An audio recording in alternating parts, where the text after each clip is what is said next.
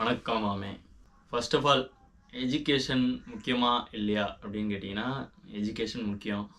அதுக்கு முன்னாடி இது நான் வீடியோ சேனல் ஸ்டார்ட் பண்ண முன்னாடிலேருந்து இங்கே ஒன்று இருக்கும், ஒரு நியூஸ் பேப்பர். இது வந்து போன வருஷம் ஜனவரி 2025 ஜனவரியில் வந்த நியூஸ் பேப்பரு. இது எந்த அளவுக்கு தெரியுது தெரில. இது என்னன்னா 2023-24 கல்வியாண்டு இருக்குல்ல, அதில் நாடு முழுவதும் பள்ளிகளில் இருந்து இடைநின்ற 37 லட்சம் மாணவர்கள். இது வந்து எஜுகேஷன் சைட்லேருந்து வந்த ரிப்போர்ட்டு. அது ஒரு பக்கம் வச்சுக்கோ. இப்போ ஒரு குட்டி ஸ்டோரி உள்ள போக போகிறோம். இது ஒரு ரியல் ஸ்டோரி. என்னை பத்தந்து நான் என் ஃப்ரெண்டு ஒரு சின்ன வயசுலேருந்து க்ளோஸ் தான். நான் மோஸ்ட்லி நல்லா படிக்கிற பையன், படிப்பு அப்படி இருப்பேன். என் ஃப்ரெண்டு கொஞ்சம் ஆவரேஜாக பாஸ் ஆகிட்டா போதும், ஜஸ்ட் மார்க் எடுத்துட்டா போதும் அப்படி படிக்கிற பையன். 2 பேருமே ஒன்றா தான் படிக்கிறோம், ஒன்றா தான் விளாட்றோம், எல்லாமே பண்ணுறோம்.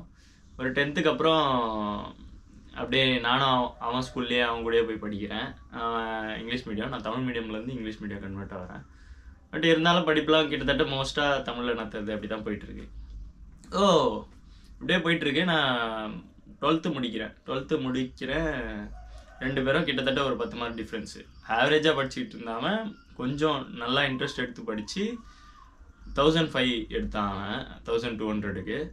நான் வந்து நடுவில் சில பல கஷ்டம்ன்ட்டு ஒமிட் பண்ணி சில இடத்துல வந்து 1200க்கு 994 எடுத்தேன் நான். அதுலேயும் முக்கியமாக அவன் அக்கௌண்ட்ஸில் 197 நினைக்கிறேன், நான் பிஸ்னஸ் மேக்ஸில் 196 200க்கு. இருந்தாலும் திட்டு தான் ஆகணும் சாரிக்கிட்ட, ஏன் சென்டம் எடுக்கலன்னு. ஸோ இது ஸ்கூல் முடிஞ்சு 2 பேருமே பிரிஞ்சு அவன் ஒரு காலேஜ் போடுறான். எனக்கு அந்த ஈவினிங் காலேஜ் போடுற அளவுக்கு எனக்கு ஃபெசிலிட்டி இல்லை. மணி பெரிய ரோல் ப்ளே பண்ணியிருந்தது என் லைஃப்லேயும். ஆனால் அதெல்லாம் 12th வரைக்குமே நான் பெருசாகவே எடுத்துக்கல. நான் பட்னு படிக்கணும், போகணும், வரணும் அப்படின்றத எதிர்பார்த்துட்டேன். 12th அப்புறம் காலேஜ் போகும்போதே வீட்லேயும் சரி, எல்லார் வீட்லேயும் இருக்கிறது தான், காலேஜ் போயிட்டான்னும் போதே அவ்வளோதான் சம்பாதிக்க ஆரம்பிச்சிடும். அப்படி எனக்குமே அந்த இது தானாகவே வந்துருச்சா இல்லை பணம் தான்ட்டு அது உள்ளே இறங்கிட்டோன்னான்னு தெரில அப்போது. ஸோ வந்து இதில் எப்படி சொல்கிறது தெரில. எனக்கு காலேஜ் பிடிக்காத காலேஜ் தான் கிடச்சிது. நான் போக பிடிக்கல. என்னடா இது இவ்வளோ மார்க் எடுத்துட்டோம், எல்லாருமே கிடச்சிரும், நல்ல காலேஜ் கிடைக்கும், பெரிய காலேஜ் கிடைக்கும், நான் எதுவும் கிடைக்கல. அட்லீஸ்ட் அங்கே போனாலும் என்னன்னா அங்கே போன ரூல்ஸு இதெல்லாம் என் லைஃப்பில் நான் முன்னாடி நடந்த ப்ராப்ளத்தை விட பெரிய ப்ராப்ளம்லாம் இல்லை.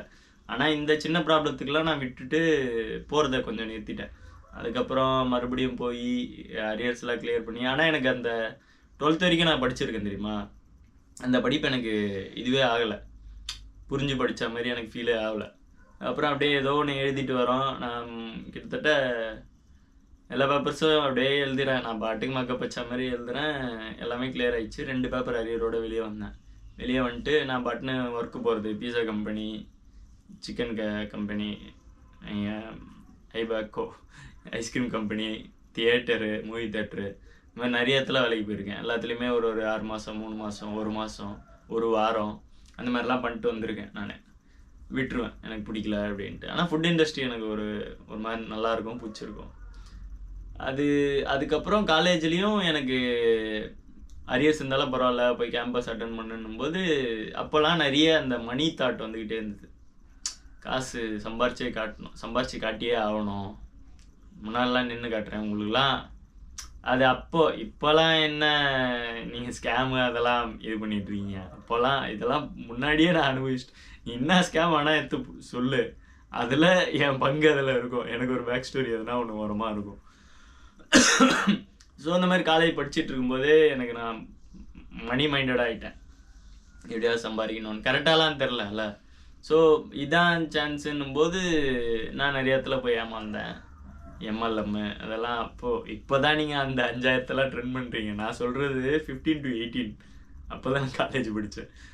அப்பயே அதெல்லாம் விட்டுட்டு நான் பிஸ்னஸ் பண்ண போகிறேன், நீங்களாம் என்ன படிச்சுட்டு இருக்கீங்க அப்படின்ட்டு நான் கெத்தாக சொல்லிட்டு இந்த ஃப்ரெண்டுக்கிட்டேயும் இவன் காலேஜ் போயிட்டுருக்கவனாண்ட நீ போய் படிச்சு முடியாது, அதுக்குள்ளேயே நான் சம்பாரிச்சு பிறால் ஆகிடுவேன் அப்படிலாம் சொல்லிகிட்டு இருக்கேன். ஸோ இப்படியே முடியுது, அப்படியே கொஞ்சம் கொஞ்சம் வருஷம் போகுது. என் டிகிரி முடியல, என் டிகிரி 2 அரியரோட முடியுது. இன்னொரு பக்கம் என் ஃப்ரெண்டு டிகிரி முடித்து அதுக்கப்புறம் மாஸ்டர்ஸ் முடித்து அதுக்கப்புறம் அவன் அந்த காலேஜ்லேயே ப்ரொஃபஸராக ஒர்க் பண்ணி இப்போ ஒரு வேறு காலேஜில் ப்ரொஃபஸராக இருக்கான். நான் என்ன பண்ணேன், நான் அந்த டிகிரி முடிக்கல, அதுக்கப்புறம் ஒர்க்கு போனேன், மறுபடியும் அரியர் போகலான்னு லாஸ்ட்டு ட்ரை போனேன். அந்த செம்மை விட்டோன்னா அதுக்கப்புறம் சான்ஸ் இல்லை. ஒரு சர்டன் பீரியட் ஆஃப் இயர்ஸ் தான் இருக்கும், தெரியும்ல. அந்த இயருக்குள்ளே இது கம்ப்ளீட் பண்ணலன்னா அது அரியர் தான், டிபார் தான், அவ்வளோதான் அப்படின்ற மாதிரி போல். லாஸ்ட்டு ட்ரைக்கு போகிறேன். ஒரு தியரி சப்ஜெக்ட்டு, ஒரு ஸ்டாட்டிஸ்டிக்ஸு, சரிங்களா. தியரி சப்ஜெக்ட்டு போனேன், தியரி எழுதிட்டேன் ஃபுல்லாக. அன்றைக்கி நோட்ஸ்லாம் கொடுத்துட்டாங்க, தியரிக்கும் இதுக்கும் மேம் கிட்டே போய் பேசி, நல்லா படிக்கிற பையன் ஏன் இப்படி பண்ணேன்லாம் பேசி அதெல்லாம் வாங்கிட்டு இதை தியரி பேப்பர் படித்ததை அப்படியே வருது, அழகாக எழுதுகிறேன், கிளியர்னு தெரிஞ்சிச்சு. ஸ்டாட்டிஸ்டிக்ஸ் எடுக்கிறேன், எனக்கு அது எதுவுமே புரியல, மேக்ஸு புரியல, எனக்கு அது எப்படி சொல்கிறது தெரில. எக்ஸாம் ஹாலுக்கு போயிட்டேன், எக்ஸாம் ஹாலில் கொஸ்டின் பேப்பர் தராங்க, கொஸ்டின் பேப்பரை பார்க்குறேன், எனக்கு இன்னும் அது அப்படியே கண்ணுக்குள்ளேயே ஞாபகமாக இருக்குது. அந்த கொஸ்டின் பேப்பர் பார்த்துட்டு எனக்கு எதுவுமே தெரிலன்றது அதை எப்படி எக்ஸ்பெக்ட் பிரேக் ஆகாமல் சொல்லணும்னு நினைக்கிறேன். நான் அது எப்படி சொல்கிறது தெரில, அது உங்களுக்கு புரியும்னு நினைக்கிறேன். ஒரு பிசினஸ் மேக்ஸில் 196 எடுத்துட்டு நீங்கள் ஒரு மேக்ஸ் எக்ஸாம் அதுக்கப்புறம் எழுத போய் உங்களுக்கு அந்த மேக்ஸ் எதுவுமே தெரில அப்படின்ட்டு எப்படி ஃபீல் ஆவீங்கன்றது தெரில. நான் அங்கேயே அப்படியே பேப்பர் ஃபில் பண்ணிட்டு அப்படியே கொடுத்துட்டு ஒரு 1/2 hour கூட கம்ப்ளீட் ஆகிருக்காது, பேப்பரை கொடுத்துட்டு ஓடிட்டேன். காலேஜை விட்டு போனால் போதும் அப்படின்ட்டு ஓடிட்டேன். எனக்கு இன்னும் அது ஞாபகம் இருக்குது, எனக்கு இன்னும் அந்த கில்ட் இருக்குது. ஸோ இன்னொரு பக்கம் என் ஃப்ரெண்டு, எனக்கு அது ப்ரௌடாக தான் இருக்குது, என்னதான் இருந்தாலும் அது என் பக்கம் என் பிரச்சனை, அது வேறு. அவங்க சொல்லாமலாம் இல்லை, என் ஃப்ரெண்ட்ஸ் கேங்கில் நான் கொஞ்சம் ஒரு மாதிரி லூஸ் ஆகிட்டேன். என்ன வேணும், பூனை கதவு திறக்குமா, திறந்து விட்டுறேன்.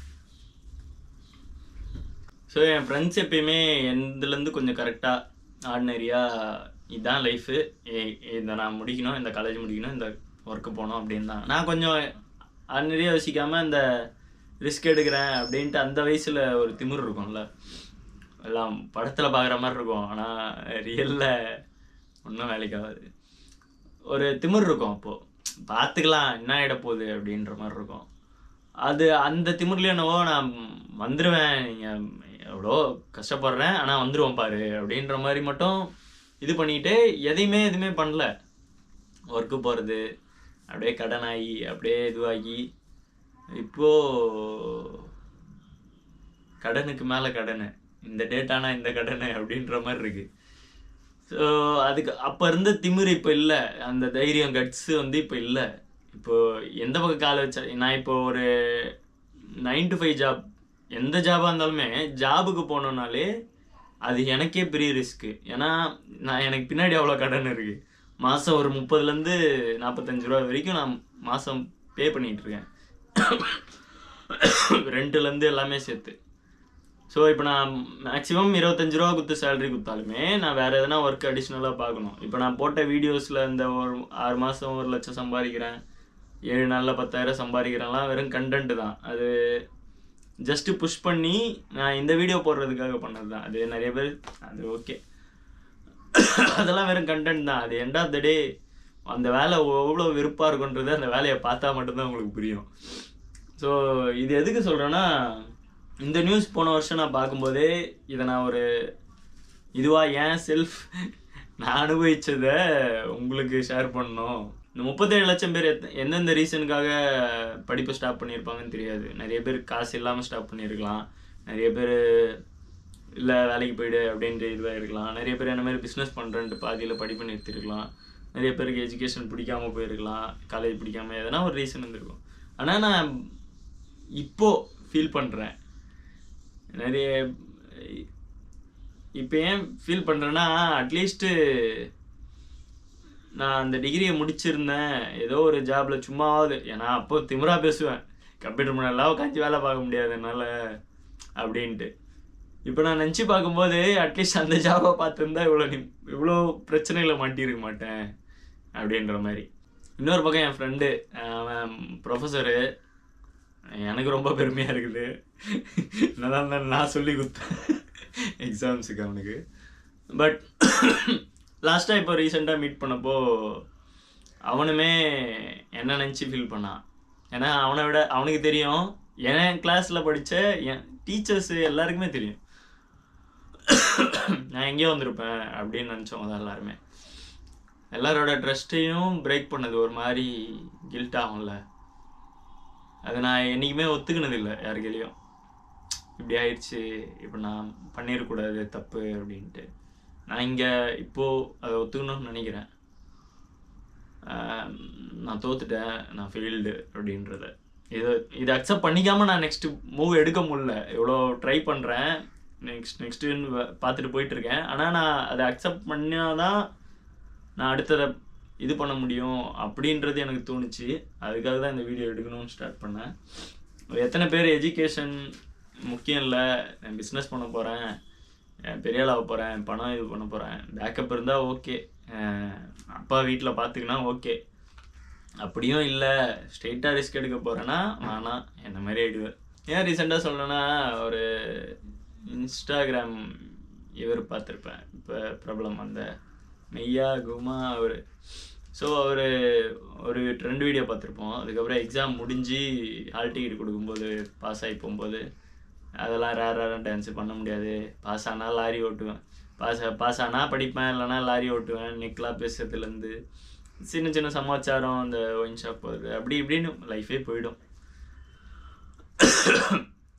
ஓரளவுக்கு நல்லா படித்து நல்ல மார்க் எடுத்து ஐடியா இல்லாமல் கைடன்ஸ் இல்லாமல் போன எனக்கே இந்த நிலமைனா, கைடன்ஸ் இல்லாமல் எவ்வளோ பேர் படிக்கிறீங்க, எவ்வளோ சின்ன பசங்க எஜுகேஷன் வேணாம் அப்படின்ட்டு நிறைய பேர் ரீல்ஸை பார்த்து ஒர்க் ஃப்ரம் ஹோம் ஜாப்ன்ட்டு எவ்வளோ பேர் விட்டுருப்பீங்க. ஸோ அவங்களுக்காக நான் இதை சொல்லணும்னு நினைக்கிறேன். இந்த வருஷமே வந்துச்சு, அடுத்த வருஷமே வந்துச்சு, போன வருஷம் போடணும்னு நினச்ச வீடியோ இது.